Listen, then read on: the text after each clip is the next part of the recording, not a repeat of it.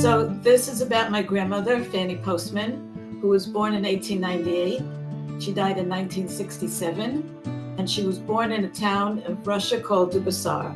Remember that because it's important. She came to this country when she was 16. They put her in kindergarten because there was no such thing as English language learning classes. And of course, she didn't stay there long.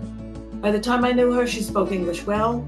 She could read Yiddish. She read the Yiddish paper every day. She knew what was going on in the world.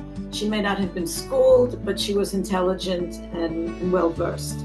Grandma was a big woman. She was a force, and you didn't mess with Grandma. We lived in Brooklyn in the same apartment building. Ours was on the first floor. She and my grandfather lived on the second floor, and I spent a lot of time in her apartment, especially when I ran away from home and I would move upstairs to Grandma. I knew she would take good care of me and she would be a great protector.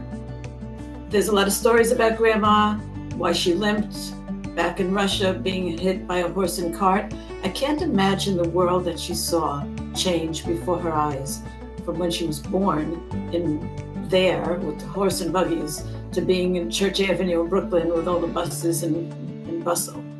But the best story about her happened in the 1940s when she realized that she needed citizenship papers. I don't know where hers were, or maybe she came as a child, but she went before a judge, gave her information, and he denied her citizenship because he said, you were born in Dubasar, that's in Romania, it's now World War II, that's an Axis power, we don't give citizenship papers to the enemy. And she said, no, I was born in Russia. Lady, you were born in Dubasar, it's in Romania, here's a map, I'll show you. So she looks at the map, and she looks at the judge, she says, Mr. Judge, in her broken English, Mr. Judge, I'm not a stupid woman. I know where I was born. You show me a nice map, a brand new map. I'm not so new. Take a map from 1898 and I'll show you where I was born. So they had to pause or adjourn the court hearings. They came back with a map of 1898 and Grandma got her citizenship papers.